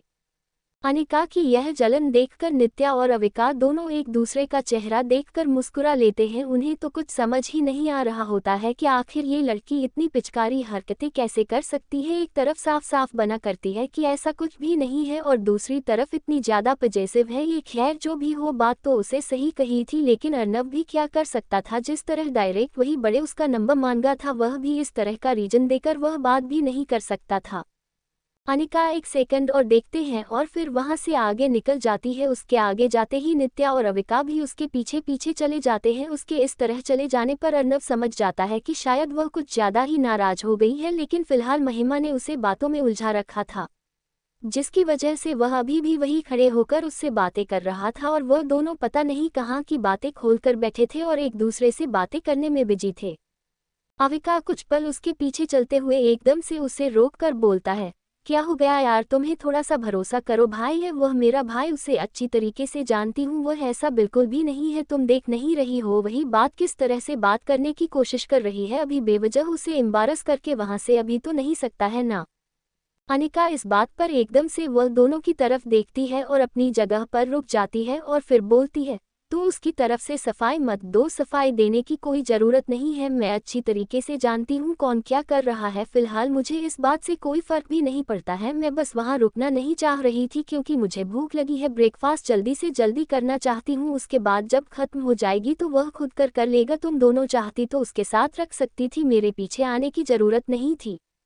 नित्या उसकी इस बात पर थोड़ा सा नाराज होते हुए बोलती है, क्या बकवास कर रही हो तुम, हम लोग तुम्हें तुम्हारे पीछे बनाने आए हैं और तुम इस तरह बात कर रही हो जैसे कोई ऐसे भी हो, फिलहाल कोई बात नहीं है, चलो अभी चलकर ब्रेकफास्ट करते हैं, और वैसे भी जैसे कि तुमने कहा कि उसकी बात खत्म होगी तो वह खुद ही आकर ब्रेकफास्ट कर लेगा, चलो चलते हैं। नित्या और अविका इतना बोलकर आगे निकल गए और अनिका पीछे से पैर पटक कर गुस्से में उन दोनों की तरफ देखकर बोली, पागल है ये दोनों, उन दोनों को अकेला छोड़कर चली आए मेरे पीछे पीछे, मैं भी कितनी बेवकूफ़ हूँ, थोड़ी देर रुकी जाती तो शायद वह साथ ही चला था, अपने गुस्से में अपना ही काम खराब कर देता हूँ, मेरा तो ये दिल ही नहीं लगेगा कि वह दोनों अकेले आपस में बातें कर रहे हैं, पागल हो जाओगी अगर जल्दी ही नहीं आया वह तो। इतना सोचने के बाद मेस में अपने दोस्तों के साथ हो जाती है और फिर वह ब्रेकफास्ट करती है। पूरा टाइम वह इस बात का इंतजार कर रही होती है कि शायद और दोनों को कुछ याद आ जाए कि आज उसका बर्थडे है, लेकिन वह दोनों आपस में बातें करने में इतनी बिजी थी कि याद भी कैसे आ सकता था उन्हें। फिलहाल वह काफ़ी खामोश थी और बस इसी बात की तकलीफ थी कि अभी तक उसे किसी ने विश भी नहीं किया था। जाहिर है वह अपने आप को समझने की कोशिश कर रही थी कि तो क्या हो गया, कोई फ़र्क नहीं पड़ता इस बात से, लेकिन सच तो ये था कि उसे बहुत फ़र्क पड़ रहा था क्योंकि उसने अपने दोस्तों से काफ़ी एक्सपेक्टेशंस रखी थी जिस पर उसके दोस्त खड़े नहीं उतर रहे थे, तो जाहिर है उसे बुरा तो लगा ही था। जैसे तैसे पूरा दिन बीत चुका था, महिमा से बात करने के बाद से अर्नव तो एक बार नजर भी नहीं आया था। अनिका अभी भी स्कूल से वापस आने के बाद भी तुरंत अपने दोस्तों के रूप में आ जाती है। सब यह नए नए ड्रेस निकाल कर ट्राई कर रहे थे कि सैटरडे पार्टी में क्या पहना है, लेकिन किसी को इस बात का जरा भी कोई परवाह नहीं थी कि अनिका आज सुबह से परेशान है। वैसे तो वह लोग छोटी छोटी परेशानियां भी नोटिस कर लेते थे, लेकिन आज सुबह से वह ख्वाबों से किसी से उसके बात भी नहीं की और इस बात को किसी ने नोटिस भी नहीं किया। ऐसा कैसे हो सकता है, ये लोग इतने पत्थर दिल कैसे हो सकते हैं, समझ नहीं आ रहा है, ऐसा कैसे कर सकते हैं किसी के साथ। अनिका ये सब सोचकर कई बार नाराज होती और फिर कई बार खुद को दिलासा देती कि इसकी कोई जरूरत ही नहीं है उसे। नित्या अपनी ड्रेस सामने रखते हुए अनिका से पूछता है, तुम्हें क्या लगता है ये प्यारा लगेगा मेरे ऊपर? मैं बहुत एक्साइटेड हूँ उसे पहनने के लिए। मेरे खास करके इसे सैटरडे पार्टी के लिए ही तैयार किया था और आज हम लोग पार्टी में जा रहे हैं, बहुत एंजॉय करेंगे, यकीन करो। अनिका उसकी इस बात पर एक बार गुस्से पर उसकी तरफ देखती है, फिर एक सिर्फ एक अनचाही सी मुस्कान के साथ बोलता है, हाँ क्यों नहीं, बहुत प्यारी गोगी, तुम तो वैसे भी बहुत प्यारी हो। नित्या उसके गुस्से को अच्छे से देख पा रही थी, लेकिन फिलहाल वह अपनी स्माइल को छुपाते हुए बोलती है, हाँ बात तो तबीयत सही की प्यारी तो मैं हूं, तो यही ड्रेस पहनोगी? फिलहाल मैं तुम्हारे लिए भी एक ड्रेस ली है, अगर तुम चाहो तो उसे ट्राई कर सकती हो। अनिका भी उसकी पूरी बात सुनती भी रही और बीच में ही मुंह बनाकर अपनी आंखें थोड़ी सी छोटी करके बोलता है, दो थैंक्स, तुम लोग रेडी हो जाओ, मुझे कोई शौक नहीं है इस तरह की पार्टी करने का। अविका उसकी इस बात पर एकदम से हरा होते हुए बोलते हैं, क्या सच में? लेकिन यहाँ आने के बाद तो मुझे यही पता चला था कि पार्टी में तू ही लेकर जाती हो सबको, और अब तो भी कह रही हो कि तुम्हें पार्टी में कोई इंटरेस्ट नहीं है। अचानक से ये तुम्हारा इंटरेस्ट क्यों बदलने लगा है? कहीं ऐसा तो नहीं कि कुछ चल रहा है ऐसा जो हमें दवा? बताओ, तुम नाराज हो क्या? आज सुबह से तुमने ठीक से हम लोगों से बात तक नहीं की। अनिका इस बात पर एक तिरछी से स्माइल करती है और फिर बोलती है, चलो शुक्र है कि तुम लोगों ने नोटिस तो किया। अनिका भी अपनी नाराजगी दिखा ही रही थी कि नित्या नहीं उसके सामने वह ड्रेस रखती, ब्लैक कलर की फुल फ्रॉक जिसमें 2 पट्टियां लगी हुई थी। देखने में बहुत ही प्यारी सी ड्रेस थी, जिसे देखकर एक पल के लिए तो अनिका का गुस्सा जैसे गायब सा हो गया। उसे समझ नहीं आ रहा था कि इतनी सुंदर ड्रेस इन दोनों ने उसके लिए ली है, लेकिन इन दोनों ने खरीदी कभी यह पता ही नहीं चला। ये तो इस बीच कहीं मार्केट भी नहीं की थी। फिर क्या ये पहले से प्लान था या किसी से मंगाया है? इसलिए उसके दिमाग में बहुत सारे सवाल चलने लगे उसे ड्रेस को देखने के बाद। लेकिन फिलहाल तो अभी वह बहुत ज़्यादा खुश थी। उसने एकदम से स्ट्रेस की तरफ बढ़ाकर उसे हाथ लगाकर छूते हुए कहा, ओह यार, ये ड्रेस सच में बहुत ज़्यादा प्यारी है। अनिका इस बात पर थोड़ा सा मुस्कुराते हुए बोलती है, चलो हम यही सोच रहे थे कि पता नहीं तुम्हें पसंद आया नहीं, अब तुम्हें पसंद आ गई है तो क्या तुम ट्राई करके दिखाओगी हमें? अनिका यह ऑफर सुनकर तो इतना एक्साइटेड हो गई कि वह ये भी भूल गई कि उसे अपने दोस्तों से थोड़ी सी नाराजगी दिखानी थी कि उन लोगों को उसका बर्थडे तक याद नहीं रहता। लेकिन फिलहाल तो अभी वह ड्रेस देखकर काफ़ी ज़्यादा खुश हो गई थी। उसकी खुशी है देखकर अंदाज़ा लगाया जा सकता था कि नहीं, छोटी छोटी चीज़ों के लिए वह हमेशा तरसी है। शायद वह अमीर तो है लेकिन कभी उसे किसी ने इस तरह प्यार नहीं किया, कभी उसे किसी ने छोटा सा भी गिफ्ट नहीं दिया। इसीलिए छोटी छोटी चीज़ों पर वह इतना खुश हो जाती है और इतना एक्साइटेड हो जाती है, और शायद इसीलिए वह अपने दोस्तों की इतना करीब भी है। अनिका दूसरे ही पलवल ड्रेस लेकर अंदर चली जाती है। उसके अंदर जाते ही अविका और नित्या एकदम से एक दूसरे को देखकर मुस्कुराते हैं और फिर अविका बोलती है, हमें फिलहाल 10:30 बजे से सैटरडे पार्टी के लिए जाना है और अब हमें अर्नव को बुला लेना चाहिए। एक काम करो, तुम अर्नव को कॉल करो। विस्मयादिबोधक चिन्ह, उसके बाहर निकलने से पहले मैं सब कुछ ठीक कर दूंगी। मुझे नहीं लगता उसने आसपास की थोड़ी बहुत डेकोरेशन भी नोटिस की है। फिलहाल ज़्यादा कुछ क्लाउड नहीं रहेगा, लेकिन जो होगा वह उसे पसंद आएगा। ठीक है ना, तुम तुरंत उसके पास कॉल करो और उसे यहाँ बुलाओ। उसे बताओ कि अनिका अंदर तैयार होने के लिए गई है, तो जाहिर है उसे आधे घंटे तो लग ही जाएंगे क्योंकि मैं अंदर ही सब कुछ रख दिया है। और वैसे भी आधे घंटे का काम 1 घंटे में करती है वह, तो परेशान होने वाली कोई बात नहीं, आराम से सब कुछ हो जाएगा। अविका की बात सुनकर नित्या तुरंत अपने पॉकेट से फ़ोन निकलती है और फिर अर्नव के पास कॉल करने लगती है। थोड़ी देर बीत जाने पर अर्नव तुरंत फ़ोन उठाता है और फिर एकदम से बोलता है, हाँ मैं पूरी तरह से रेडी हूँ यार, तुम लोग बताओ तुम्हें कितना टाइम लगेगा? मैं इतना एक्साइटेड हूँ कि मैं क्या बताऊँ। नित्या उसकी बातें सुनकर मुस्कुराती है और फिर थोड़ा सा उसे रिलैक्स करते हुए बोलती है, कोई बात नहीं, तुम्हारी एक्साइटमेंट थोड़ी देर में खत्म हो जाएगी क्योंकि वह अंदर जा चुकी है और उसके बाहर आने से पहले हम लोग सब कुछ ठीक कर देंगे। बस तुम जहाँ कहीं भी हो सीधे रूम की तरफ चले आओ, फिर उसके बाद हम लोग निकल जाएंगे और तुम दोनों यहाँ अपना कार्यक्रम निपटा कर सीधे वही पार्टी में मिलेगा, ठीक है ना? अर्नव इस बात पर मुस्कुराता है और सच में उसकी एक्साइटमेंट और ज़्यादा बढ़ जाती है और अपने हाथों में लिया एक फूल का गुलदस्ता और साथ में ली हुई एक रिंग दोनों को देखा है और फिर आगे बढ़ जाता है। अनिका अंदर जाकर पहले हफ्ते हाथ पांव धुलती है और उसके बाद सोचकर ही खुश हो रही होती है कितनी प्यारी ड्रेस उसे पहनी है, और ड्रेस के बाद उसकी नज़र बगल रखे मेकअप पर लगती है तो वह सोचती है कि वह पूरी तरह से तैयार होकर ही बाहर निकलेगी। और इधर अर्नव उसे फूल को लेकर हॉस्टल के बाहर खड़ा था और वह सोच रहा था कि किसी की नज़रों में आए बगैर अंदर चला जाए, लेकिन उसे क्या पता था कि कोई ऊपर बालकनी पर खड़ा उसे बहुत ही करीब से नोटिस कर रहा था और शायद उसने अंदाजा भी लगा लिया था कि उसके हाथों में फूल क्यों है और ये लाल बॉक्स छोटा सा, जाहिर है वह किसी को प्रपोज करने जा रहा है। जो कोई भी है वह लड़की, इतनी आसानी से सब कुछ ठीक नहीं होने दूंगी मैं। दूर खड़ी महिमा एकदम से गुस्से में लाल और खुद से बात करते हुए बात बोल रही होती है। शायद उसने इस बात का अंदाजा नहीं लगाया था कि वह इतनी जल्दी अर्नव को देगी, लेकिन सच तो ये था कि उसका ये जो अट्रैक्शन था या लगाव था ये सिर्फ एक तरफा था जो वह समझने के लिए तैयार ही नहीं थी। महिमा अभी तक कंफ्यूज थी, लेकिन अब उसे थोड़ा बहुत अपने दिमाग पर जोर देने पर याद आने लगा था कि वह अनिका के अलावा कोई और हो ही नहीं सकता। किस तरह वह जैसे ही आरव से बात करने की कोशिश करती है, अनिका अब ऐसा बीच में आ जाती है और बात को रोकने की कोशिश करती है और किस तरह नाराज होकर चली जाती है। जाहिर है उसके अलावा कौन हो सकता है। अविका अगर होती तो उसे बहुत पहले ही वह प्रपोज कर चुका होता। जाहिर है वह हो ही नहीं सकती है, वह दोनों सिर्फ अच्छे दोस्त हैं। मैंने उन्हें करीब से ऑब्जर्व किया है तो रुक बीच लगाओ जरूर है, लेकिन रोमांस जैसा कुछ नहीं है। तो जाहिर है अनिका के अलावा कोई और हो ही नहीं सकता, लेकिन इस रिलेशनशिप को भेज दिया आसानी से तो नहीं बने दूंगी। आखिर तेरी उम्मीद पर और मेरे दिल पर पैर रख कर जा रहे हो तो इसकी कीमत तो तुम दोनों को चुकानी ही होगी। महिमा खुद से बात कर रही होती है, उससे भी उसकी आंखें लाल होती है और उसके दिमाग पर न जाने क्या चल रहा होता है। फिलहाल वह पूरी तरह से तैयार नजर आ रही थी। शायद वह सैटरडे पार्टी के लिए तैयार थी, लेकिन अब तो उसका मूड बुरी तरीके से खराब हो चुका था और शायद ही वह पार्टी में जाने वाली थी। थोड़ा सा सोते हुए वह अपने पॉकेट से फ़ोन निकलती है और किसी के पास कॉल करके उसे कुछ समझा देती है और फिर एक डेविल स्माइल करते हुए वहां से दूसरी तरफ निकल जाती है। अर्नव अपनी पूरी एक्साइटमेंट के साथ ऊपर आ जाता है और उसके बाद रूम में आते ही देखा है तो नित्या और अनिका उसके सामने खड़े होते हैं और दोनों हैरान होकर उसे ऊपर से नीचे तक देख रहे होते हैं, क्योंकि आज वह फॉर्मल ड्रेस भी था। फॉर्मल में वह बहुत ही ज़्यादा हैंडसम लग रहा था, ऊपर से उसके हाथों में वह फूल और उसके चेहरे पर वह जो चमक थी वह देखकर तो खुद दोनों की स्माइल ही नहीं रख रही थी।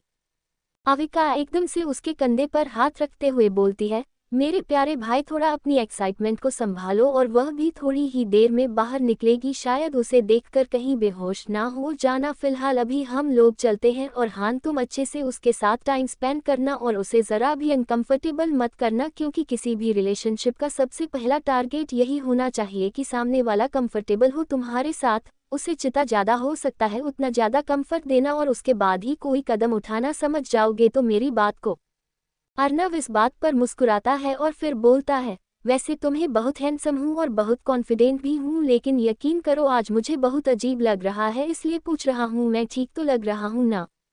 नित्या इस बात पर एकदम से बोलता है, सिर्फ ठीक नहीं लग रहे हो, बहुत ज़्यादा हैंडसम लग रहे हो, बहुत प्यारी लग रही हो, यही खड़े रहो हम लोग यहाँ से निकलते हैं। इसके पहले वह बाहर निकल जाए और ये बताओ आसपास का डेकोरेशन ठीक है ना, बहुत लाइट रखा है मैंने, तुम लाइट ऑफ करोगे तो ये सब अपने आप और हो जाएगा, ठीक है ना।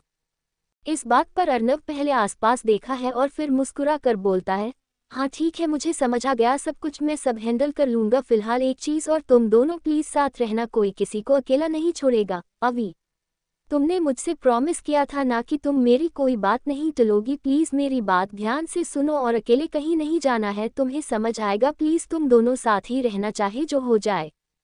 ये सुनकर वह दोनों उसकी बात पर थोड़ा सा गौर करते हैं और फिर रूम से बाहर निकल जाते हैं और अर्नव पूरे एक्साइटमेंट के साथ अनिका के बाहर निकलने का इंतजार करने लगता है। उसके चेहरे से स्माइल तो जा ही नहीं रही होती है। इधर उन दोनों के बाहर निकलते ही महिमा को कन्फर्म हो जाता है कि उसने जो सोचा था वही सच है, इसका मतलब इन दोनों में से कोई नहीं, वह अनिका ही है। और फिर बस वापस से टेरा पर आ जाती है और उसके बाद वही खड़ी होकर सामने की तरफ देखने लगती है। उसकी आंखों में गुस्सा और नफरत होता है, लेकिन फिलहाल तो अभी वह किसी के कॉल का वेट कर रही होती है। लेकिन थोड़ी ही देर में उसके फ़ोन पर एक नोटिफिकेशन आता है, जिसे देखकर सब पता चलता है कि वह जो चाहती थी वह हो गया। उसके चेहरे पर एक डेविल स्मेल आती है और वह वापस से पार्टी के लिए निकल जाती है। इधर ये दोनों बाहर निकालने के बाद नित्या एकदम से बोलता है, अच्छा एक बात बताओ मुझे, क्या तुमने अक्षत से बात की? मतलब मैं पिछले 2 दिनों से देख रही हूँ वह तुम्हें इग्नोर नहीं करना, तुम्हें नहीं लगता? मेरा मतलब तुम दोनों के बीच तो थोड़ा बहुत कुछ शुरू हो गया था ना, लेकिन जब से अर्नव आया है तब से तुम्हारे आसपास भी है, क्या उन दोनों का भी झगड़ा हो चुका है? अविका उसकी इस बात पर थोड़ा सा सोते हुए बोलती है, मुझे तो सच में नहीं पता कि उसने मुझे कॉल क्यों नहीं किया, फिर वह मुझसे मिलने क्यों नहीं आया। और सच बताऊं कि अर्नव जब से आया है तब से मैं इतना बिजी हो गई हूँ, उसने मुझे इतना बिजी कर दिया है कि मुझे याद भी नहीं आता है कि एक बार मैं उसे कॉल कर लूँ। शायद तुम सही कह रही हो, एक बार मुझे ही कॉल करके उससे बात कर लेनी चाहिए था। अविका की यह बात सुनकर नित्या एकदम से उसे मना करते हुए बोलती है, अरे नहीं नहीं यार, अभी नहीं, फिलहाल इस बारे में अर्नव से कोई बात कर लेंगे, उसके बाद यार वह तुम्हें लेकर बहुत ज्यादा परेशान है। बहुत हिम्मत करके उसने हम दोनों को अकेले भेजा है। मैं चाहती हूँ कि तुम कोई गलती करो, देखो मुझे बताए, बहुत नॉर्मल सी बात है कि तुम अक्षत से बात कर लोगी, लेकिन फिर भी मैं चाहती हूँ कि एक बार वह कह दे कि यहाँ तुम बात कर लो तो कर लेना, ठीक है ना। जैसे 2 दिन बीते पैसे आज की रात और भी जाने दो, जैसे ही कल मिलते हैं या फिर आज ही वह पार्टी में मिलेगा तो इस बारे में तो मुझसे बात कर लेना फ्री देखकर उसे। फिलहाल अभी हमारा कुछ भी करना ठीक नहीं होगा, तुम समझ रही हो ना मेरी बात को। अविका, जिसने ऑलमोस्ट फ़ोन निकाल लिया था उसे कॉल करने के लिए, नित्या की बातें सुनकर थोड़ा सा सच में पड़ जाती है और फिर फ़ोन वापस से अपने पॉकेट में रखते हुए आगे बढ़कर बोलती है, अच्छा ये बताओ, यह वाइट ड्रेस अच्छी लग रही है ना मेरे ऊपर? अर्नव ज़बरदस्ती दिला दी, मुझे बहुत बुरा लग रहा था। सच बताओ तो ये बहुत एक्सपेंसिव है, इस वजह से वैसे लेना नहीं जा रही थी, लेकिन आ रहा था वो ब्लैकमेल करने लगता है, बदतमीज, इसीलिए मुझे लेनी पड़ेगी। एक्सपेंसिव ड्रेस पहनने की मुझे आदत नहीं, और सच बताओ तो कपड़ों के ऊपर इतना पैसा खर्च करना मुझे पैसों की बर्बादी लगती है।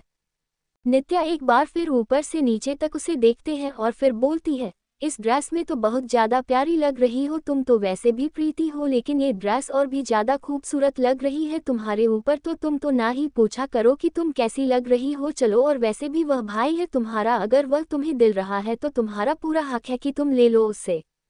अविका इस बात पर मुंह बनाते हुए बोलती है, हेलो छोटा भाइयों को मेरा समझ आई तुम्हें, बड़ी बहन होने के नाते मुझे उसे दिलाना चाहिए, लेकिन वह मुझे दिला रहा है। नित्या उसकी इस बात पर थोड़ा सा इरिटेट होते हुए बोलती है, बस भी करो यार, 2 मिनट ही तो बड़ी हो, इतना क्या बड़ी बड़ी लगा रखा है तुमने। अविका उसकी इस बात पर थोड़ा सा सोचकर जवाब देती है, बड़ी तो बड़ी होती है, अब 1 मिनट या सेकंड मायने नहीं रखता, समझ आई तुम्हें। दोनों आपस में बहस करते हुए पार्टी की तरफ निकल जाती है और पार्टी के लिए काफ़ी एक्साइटेड भी होती है। अनिका अपनी ड्रेस पहनने के बाद पीछे की जीप चढ़ाने की कोशिश कर रही होती है, लेकिन ड्रेस थोड़ी फिट थी जिसकी वजह से उसे काफ़ी प्रॉब्लम हो रही थी। उसे तो इस बात का अंदाजा भी नहीं था कि उसके दोस्तों से छोड़कर चले जा चुके हैं और उसका इंतजार कोई और कर रहा है बाहर। फिलहाल वह एकदम से निश्चित होती है, उसे तो इस बात का अंदाजा भी नहीं होता है कि बाहर अर्नव बैठा होगा, और एकदम से अपनी जिप को पढ़कर पीछे से सीधे बगैर आगे देखे बाहर आ जाती है और उसके बाद बोलता है, यार ये देखो ना, ये बंदी नहीं हो रहा है तो थोड़ा हेल्प कर दो ना मेरी प्लीज़। इतना बोलते हुए वह एकदम से अर्नव के सामने आकर खड़ी हो गई थी, जो अभी आंखें फाड़कर उसे देख रहा था और वह उसे ड्रेस में बहुत ही ज़्यादा प्यारी लग रही थी। अनिका नहीं अभी पीछे पलट कर देखा नहीं था, वह अभी भी अपनी आधी आंखें खोलकर अपनी जेब में उलझी हुई थी। कोई रिप्लाई ना आने पर उसने अपने कदम पीछे की तरफ और लिया और फिर बोली, प्लीज़ यार हेल्प करो मेरी, मैं पागल हो जाऊंगी इस ड्रेस में, एक तो यह इतनी प्यारी है, ऊपर से इतना ताम झाम है इसमें। अनिका की आवाज़ दोबारा सुनकर अर्नव एकदम से होश में आता है और फिर एक तिरछी से स्माइल करके कदम आगे लेता है और फौरन उसकी जिप पर हाथ रखता है, जिससे उसका हाथ थोड़ा बहुत अनिका की पीठ को टच करता है, जिससे अनिका की आंखें एकदम से खुल जाती है। उसे जैसे एहसास हो जाता है कि ये नित्या या अविका में से कोई नहीं है और वह तुरंत पीछे पलटती कि उसके पहले ही उसकी पीठ पर हल्का सा धक्का लगने पर वह अर्नव के और भी ज़्यादा करीब आ जाती है और उसके सीने से चिपक जाती है। दोनों एक दूसरे की आंखों में देखने लगते हैं। अर्नव अभी भी मुस्कुराकर उसे बहुत ही गौर से देख रहा था। अनिका एक पल के लिए उसकी आंखों में देखते हुए ये भूल ही गई थी कि वह किस काम के लिए बाहर आई थी, और फिर दूसरे ही पल उसे याद आता है तो वह थोड़ा सा पीछे होने की कोशिश करती है, लेकिन अर्नव दोबारा से उसकी पीठ पर हाथ लगाकर उसे खुद से चिपक लेता है और फिर उसे गले लगाते हुए पीछे की तरफ से उसकी जिप को बंद कर देता है। उसके इतना करीब आने से तो जैसे अनिका की धड़कनें एकदम से बढ़ चुकी थी और वह अपनी धड़कनों को कंट्रोल करने की कोशिश कर रही होती है, लेकिन अभी कहाँ मुमकिन था। हालांकि अर्नव ने अपना काम करते ही उससे 2 कदम दूरी बना ली, लेकिन अभी भी वह उसे उसी तरह देख रहा था। अनिका ने शायद अभी अपने लंबे बाल नहीं बनाए थे, लेकिन अपनी आंखों में काजल और होठों पर लिपस्टिक लगा ली थी और अपने कानों में ब्लैक कलर की जो ईयरिंग पहनी थी और साथ में सैंडल। सारी चीज़ों को ऊपर से नीचे तक अर्नव नोटिस करता है, शायद इसलिए क्योंकि यह सब कुछ उसी ने उसके लिए लिया था, लेकिन अभी तक अनिका को इस बारे में कुछ नहीं पता था।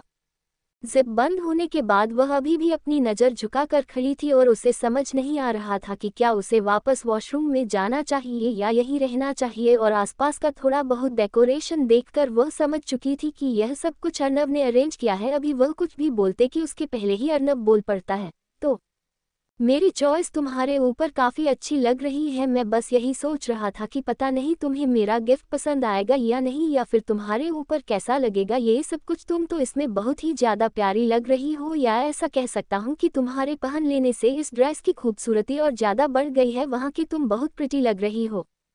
अनिका उसकी यह बातें सुनकर थोड़ा सा अपने आप को कंट्रोल करती है और फिर कुछ इस तरह दिखने की कोशिश करती है जैसे वह बिल्कुल भी नर्वस नहीं है, और अपने कॉन्फिडेंट को सामने लाते हुए बोलती है, हाँ ड्रेस तो बहुत प्यारी है, बस वह जिप वह तुमने बंद कर दी। ठीक है कोई बात नहीं, लेकिन वो दोनों कहाँ, मतलब ये सब, अरे ये सब मैं क्या बोल रही हूँ, मुझे पता नहीं चल रहा है दरअसल। अनिका, मैं अपनी बातों की शुरुआत पूरे कॉन्फिडेंट के साथ की थी, लेकिन उसके निर्देश ने उसके कॉन्फिडेंट की जगह ले ली थी और वह काफ़ी ज़्यादा नाबस हो रही थी, शायद इसलिए क्योंकि वह अकेले अर्नव के साथ थी। वह अर्नव को इतना पसंद भी करती थी और अकेले में उसके साथ इतना डर भी रही थी। फिलहाल अर्नव उसकी नर्वसनेस को देखते हुए थोड़ा सा मुस्कुराता है और फिर एक गहरी सी सांस लेते हुए एक कदम उसकी तरफ बढ़कर उसके चिन को पकड़कर बहुत ही सॉफ्टली उठाता है और उसकी आंखों में देखकर बोलता है, सुनो, तुम बहुत प्यारी लग रही हो और तुम्हें नर्वस होने की कोई ज़रूरत नहीं है। मैं भी तुम्हारी तरह एक इंसान हूँ और मैं तुम्हें नहीं खाऊंगा, प्रॉमिस कर रहा हूँ। अर्नव इतना बोलकर मुस्कुरा दिया और फिर अनीता ने भी खुद को थोड़ा सा रिलैक्स किया और तुरंत अर्नव ने दूसरा स्टेप ले लिया और फौरन उसका हाथ पकड़ लिया और उसे अपने साथ धीरे धीरे पीछे की तरफ लाने लगा। खुद अपने कदम पीछे की तरफ ले रहा था और अनिका अपने कदम उसकी आंखों में देखते हुए आगे की तरफ ले रही थी, करीब रूम के बीचों बीच में आने के बाद अर्नव ने नीचे रखी स्विच पर रखा, जिससे पूरे रूम में काफी धीमी लाइट्स ऑन हो गई और आसपास के पर्दे एकदम से गिर चुके थे और शायद फैन भी ऑन हो गया, जिसकी वजह से अनिका के ऊपर कुछ फूल की पंखुड़ियां गिरने लगी। अचानक से ऊपर से इस तरह गुलाब के फूल गिरते हुए देखा अनिका ने फौरन अपने दोनों हाथ फैला लिए और ऊपर की तरफ देखने लगी और उसके चेहरे पर एक बहुत ही प्यारी सी स्माइल आ गई। उसकी इस तरह मुस्कुराता देख अर्नव भी मुस्कुरा दिया। अभी वह नीचे देखी कि उसके पहले ही अर्नव एकदम से अपने घुटनों पर था। अनिका अपने सामने उसे न देखकर थोड़ा सा नजरें अपने नीचे की, तो सामने का नज़ारा देखकर तो उसे यकीन ही नहीं हो रहा था यह वही अर्नव है जिसके ऊपर इसका इतना ज़्यादा क्रश था। आज उसके सामने इस तरह घुटनों पर उसके लिए बैठा था। यह मोमेंट उसके लिए किसी सपने से काम नहीं था। उसकी धड़कनें काफ़ी तेज हो चुकी थी, लेकिन उसकी खुशी का कोई ठिकाना नहीं था। अनिका फिलहाल दूसरे ही पल एकदम से नीचे बैठ जाती है और फिर अर्नव की आंखों में देखकर बहुत ही मासूमियत से बोलती है, प्लीज इस तरह मेरे सामने घुटनों पर नहीं बैठो, मुझे अजीब लग रहा है। उसके चेहरे पर इतनी मासूमियत देखकर अरेना वैद्य मुस्कुराया और फिर खुद भी खड़ा होते हुए उसे अपने साथ ले खड़ा हुआ और बगल लगी चेयर पर उसे बिठा दिया। अनिका हैरान थी, रूम में इतनी सारी चीज थी जो बाहर से आई हुई थी, लेकिन उसने एक बार भी नोटिस नहीं किया ये चेयर, ये डेकोरेशन और साथ में टेबल पर भी इतनी अच्छी डेकोरेशन थी और उसकी नज़र तक नहीं गई। गजब, उन दोनों ने उसका दिमाग खराब कर रखा था कि उसकी नज़र ही कहीं नहीं गई। बहुत चालाक है वह दोनों, सच में किसी का दिमाग कैसे बांटना है ये बात वह दोनों अच्छी तरीके से जानती है। यही सोचकर वह थोड़ा सा मुस्कुराए और फिर उसके साथ सामने वाली चेयर पर बैठ गई। अर्नव सामने बैठते हुए थोड़ा सा अपने गले पर हाथ लगाता है और फिर सफाई देते हुए बोलता है, देखो मुझे नहीं पता कि और कैसे प्रपोज करते हैं, मैंने ऐसे ही देखा था। सच बताओ तो शायद तुम्हें लगे कि मैं बहुत रोमांटिक हूँ, लेकिन यकीन करो मेरे अपनी तरफ से पूरी कोशिश कर रही थी कि मैं तुम्हें इम्प्रेस कर पाऊँ। मुझे नहीं पता कि तुम मुझे सब कुछ कैसा लगा, लेकिन सच बताओ तो ये सब कुछ कॉमन भले ही है और शायद बहुत ही आम सा प्रपोज है। शायद ऐसे ही हर कोई प्रपोज करता है, लेकिन मुझे कुछ वक्त दो, मैं तुम्हें बहुत स्पेशल फील कराऊंगा। फिलहाल मेरे दिमाग में अभी कुछ और नहीं आ रहा था, क्योंकि अब मैं तुमसे और दूर नहीं रहना चाहता था। मैं चाहता था कि हम जल्द से जल्द रिलेशनशिप में आ जाए। मेरा मतलब है कि जल्द से जल्द मैं अपने दिल की बातों में बता दूं। अनिका उसकी बातें बहुत ही ध्यान से सुन रही थी। अब उसकी नर्वसनेस थोड़ी सी काम हो चुकी थी, लेकिन फिलहाल में कुछ बोल नहीं रही थी और मुस्कुराए जा रही थी। वह इतना खुश थी कि उसकी खुशी का कोई ठिकाना ही नहीं था। और सामने बैठा लड़का ये बोल रहा था कि पता नहीं मैं तुम्हें इम्प्रेस किया या नहीं। अर्नव कुछ शायद इस बात का अंदाजा ही नहीं था कि उसका खुद चले आना कितनी बड़ी बात थी अनिका के लिए। दूसरी तरफ अविका और नित्या पार्टी में पहुंच चुके थे कि दो वाटर मास्क लेकर खड़े थे और पता चला कि अंदर मास्क लगाकर ही जाना है। ये सुनकर तो नित्या काफी ज्यादा एक्साइटेड होती है। अविका अभी थोड़ा सा सोचती है कि यह नया है, क्यों नहीं से ट्राई किया जाए, और दोनों ही एक एक मास्क उठाकर लगा लेते हैं और अंदर की तरफ चले जाते हैं। यहाँ पार्टी में शिवेंद्र और रमन पिछली 3 बार से ही अविका का इंतजार कर रहे थे, लेकिन जिंदगी इतनी खुशी हुई थी कि उन लोगों को टाइम ही नहीं मिल रहा था पार्टी करने का। इतने दिनों के बाद वो लोग पार्टी में आए थे और शिवेंद्र को इस बात का पता चल चुका था कि अविका पार्टी में आने वाली है। फिलहाल इस पार्टी में आकर्ष, अक्षत, सक्षम, श्रेयांका के साथ साथ और भी बहुत सारे बच्चे थे, लेकिन अविका फिलहाल शिवेंद्र की नज़रों का सुकून थी जो उसे हर हाल में चाहिए था, और इसके लिए शिवेंद्र ने शायद किसी स्पेशल से हाथ भी मिल लिया था जो उसे हर पल की खबर दे रहा था। अविका और नित्या दोनों एक दूसरे का हाथ पकड़कर आगे बढ़ते हैं। नित्या काफी शोर शराबा सुनकर अविका के कानों के पास जाकर बोलता है, सुनो, वह जो हमने खिलौने वाली एक टॉर्च ली थी, हम दोनों ने साथ में खरीदी थी, वह है तुम्हारे पास।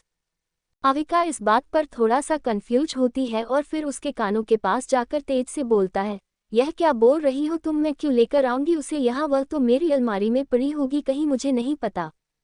नित्या इस बात पर अपने पर्स से निकालकर वह टॉर्च अविका की तरफ बढ़ते हुए बोलती है, इसको अपने पास रखो, मैं तुम्हारी अलमारी से निकाल लिया था, मुझे अंदाजा था कि तुम नहीं लेकर आओगी। मेरी बात सुनो, अगर हम दोनों बढ़ जाए तो यही टॉर्च तुम जला देना, मैं इसका पीछा करते हुए तुम्हारे पास आ जाऊंगी। छोटी सी रेड कलर की लाइट है, इस अंधेरे में हमें दूसरे को ढूंढ पाएंगे, ठीक है ना। अविका इस बात पर उसके हाथ से टॉर्च लेती है और फिर बोलती है, वह सब तो ठीक है, लेकिन मेरी यह समझ नहीं आ रहा है कि यह लाइट्स इतनी धीमी क्यों है, मुश्किल से बिना करीब जाए हम किसी को पहचान भी नहीं सकते हैं। नित्या उसकी इस बात पर बोलती है, हमें क्या लेना देना, हम तो एंजॉय करेंगे ना, तुम भी एंजॉय करो इस तरह, अगर किसी हैंडसम लड़के से टकरा जाओ तो मजा ही आ जाएगा यार, मेरे लिए कोई ढूंढो ना, पता नहीं कब तक मैं अकेले ही मरती रहूंगी। अनिका वह एंजॉय कर रही है और तुम्हारे पीछे तो आधा स्कूल पागल है। अविका उसकी इस बात पर मुस्कुराती है और फिर बोलती है, तुम बहुत पागल लड़की हो, परेशान नहीं हो, कोई ना कोई तो होगा तुम्हारे लिए, मैं उम्मीद करती हूँ कि तुम्हें भी कोई ना कोई जल्दी ही मिल जाएगा, नहीं मिलेगा तो मैं तो हूँ ना, तुम्हारे लिए जुगाड़ कर दूंगी। सीधा बोलते हुए दोनों आगे बढ़ जाते हैं। इधर अविका के अंदर एंट्री लेते ही शिवेंद्र को पता चल चुका था कि वह अंदर आ चुकी है और वह उसे ढूंढने में लग चुका था। आकाश भी बस जब से पार्टी में आया था उसे ही ढूंढ रहा था, उसकी नज़रें चारों तरफ बस अविका को ही ढूंढ रही थी कि शायद वह कहीं दिख जाए या फिर अर्नव उसे पार्टी में आने ही नहीं देगा। अक्षत को तो कुछ ऐसे पता चल गया कि मानो उसकी खुशबू से वह उसे पहचान लेता है। उसके अंदर आते ही अक्षत के चेहरे पर एक डेविल स्माइल आ चुकी थी और वह भी आसपास ही घूमने लगा था। अविका भी थोड़ा सा अंदर आई ही थी कि तभी पीछे से उसके कंधे पर किसी ने हाथ रखा और वह एकदम से पीछे पलट कर देखती है तो एक लड़के ने मास्क लगा रखा था। वह उसे पहचान तो नहीं पा रही थी, लेकिन अपने कंधे से उसने उसका हाथ हटाया और फिर बगैर करीब जाए वह कुछ बोल भी नहीं सकती थी। फिलहाल वह अभी कुछ सोच ही रही होती है कि वह लड़का एकदम से उसके कानों के पास आकर बोलता है, तो आखिर मेरा इंतजार खत्म ही हुआ, आपने पार्टी अटेंड कर ही ली, अंदाज अभी है, मैं कब से इंतजार कर रहा था। अविका इस बात पर इशारों में बोलती है, कौन। शिवेंद्र उसका इशारा समझते ही अपना मास्क थोड़ा सा हटता है और फिर अपनी आंखें उसे दिखाते हुए एक तिरछी से स्माइल करता है और वापस से अपना मास्क लगाकर बोलता है, मैं हूँ शिवेंद्र, पहचाना या नहीं मुझे।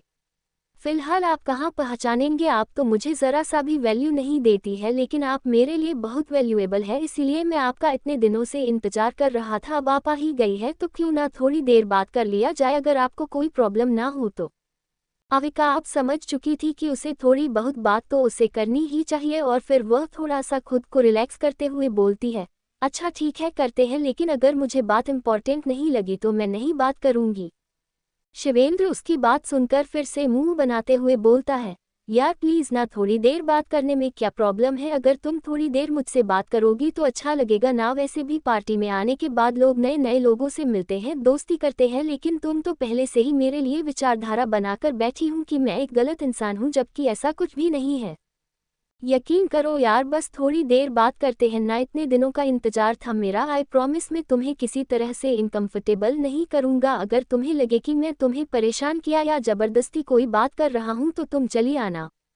अविका इस बात पर बोलती है, ठीक है, फिलहाल थोड़ा लाइट ऑन होने दो, म्यूजिक स्लो होने दो, उसके बाद बात करते हैं, देख रहे हो कितनी प्रॉब्लम हो रही है बात करने में। शिवेंद्र इस बात पर अपने हाथ में 3 जूस का ग्लास लेता है और एक सबसे पहले नित्य की तरफ बढ़ता है और फिर दूसरी अविका की तरफ बढ़ते हुए तीसरी खुद अपने हाथ में लेता है और फिर बोलता है, ठीक है बात नहीं कर सकते हैं, जूस तो एंजॉय कर सकते हैं ना। अविका उसे जूस को सूंघते हुए बोलती है, आर यू सर कि यह सिर्फ जूस ही है। शिवेंद्र इस बात पर मुस्कुराता है और फिर बोलता है, क्या हो गया है, कितना डाउट करती हो, पियो यार, मैं पागल थोड़ी ना हूँ, इतने सारे लोगों के बीच में मैंने अचानक से उठाकर तुम्हें दिया है, तुम्हें क्या लगता है ये पूरी पार्टी मैनेज कर रहा हूँ, मैं मैनेज कर रहा हूँ, ऐसा कुछ भी नहीं है, अभी तुम्हें देखा ना कि बैटर यहाँ से जा रहा था, सुधनिली मैं उठा कर दिया है तुम्हें। अविका उसके इस बात पर नित्या की तरफ देखती है जो अपना पूरा जूस घटक चुकी थी और फिर एक गहरी सी सांस लेने के बाद वह भी एक तो सिप ले लेती है और फिर थोड़ी बहुत बातें शिवेंद्र और उन लोगों के बीच होने लगती है। Thank you for listening. मुझे उम्मीद है आपको यह स्टोरी पसंद आई होगी। अगर आपको पसंद आए है तो प्लीज़ लाइक और कमेंट करना ना भूलें और मोर स्टोरीज के लिए सब्सक्राइब करें। मिलते हैं नेक्स्ट वीडियो में।